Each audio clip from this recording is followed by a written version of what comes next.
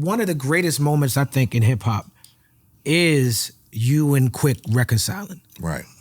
Especially for the West Coast.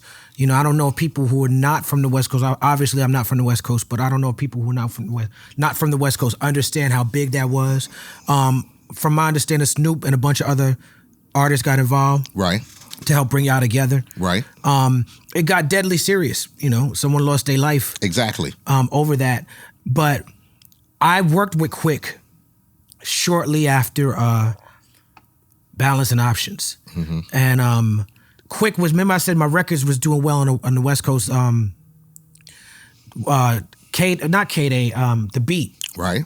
The Beat had shows with Snoop was on the radio and Quik was on the radio. He was playing The Blast. So The Blast that was my introduction to the West Coast. Yeah, we love The Blast. They love The Blast. Yes. High Tech started working with Snoop and Dre because of that record. After that, and worked with The Game and worked with a lot of other artists. I remember having a conversation with Quik, and I loved that Quik album. I didn't grow up on DJ Quik. I knew Tonight. Right. You know what I'm saying? I didn't know deep album cuts. You know what I'm saying? Like I wasn't, when y'all had y'all beef, I knew about it, but I didn't really know. Right. I didn't really know. Listening to Balance and Options, that was the first Quik album that I was like, oh shit, like that, I really related to that album. He's talking about peace on that album. Right. He's talking about squashing the issues with MC Eiht on that album. But when I was working with him, I remember him being disappointed with the reception of the album. Right. And saying even though it was his best intentions, he put his best foot forward. He said he knew the music was banging. I got, you know, James DeBarge on the album and Mossberg was killing it, you know what I'm saying? Like, he was disappointed in the fact that the fans didn't want to hear him talking about peace. Mm. Is that something that gangster rappers think about often? I do. Okay. I mean, I think about trying to please fans who got me to a certain point. Right.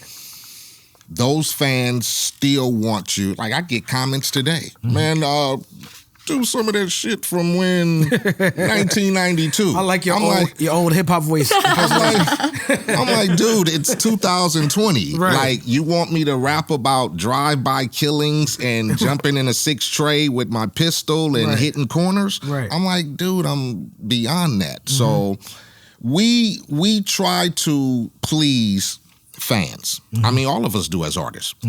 But there comes a time when you, as an artist and a mature artist, and, you know, you feel like, let me try to transition into some different music that's not about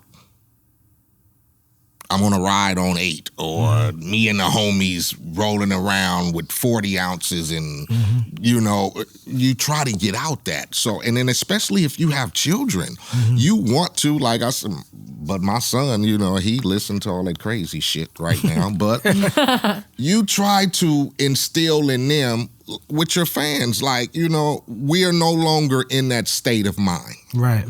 I am no longer thinking like I did when I was 18 years old, still hanging on the block, making rap records.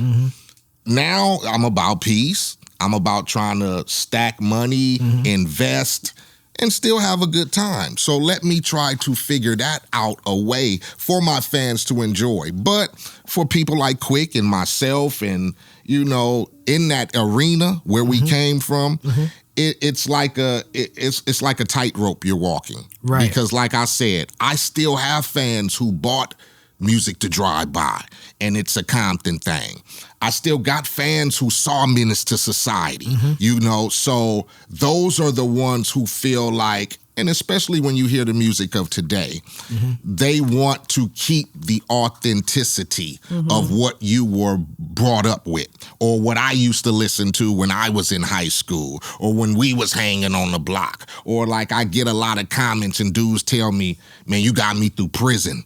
Right. You got me through this or that, because I rapped about those pitfalls. Yeah. Going to prison, being shot at, going to jail, selling drugs, having problems at the home with a single mom and no father. And I wrote about that as a youth because that's what I went through. Right, right. I'm not going through that anymore. You get me? So now let me try to educate you in a different light.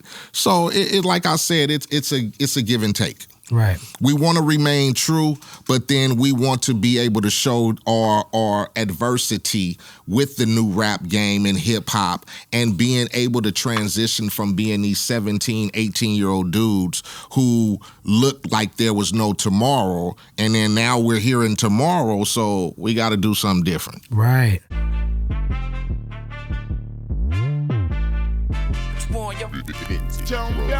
What we done started. Look at what we done started. This the people party. When opportunity knocking, then young nigga move that door. Whoa. Get your foot stuck in it, call me young, go get it.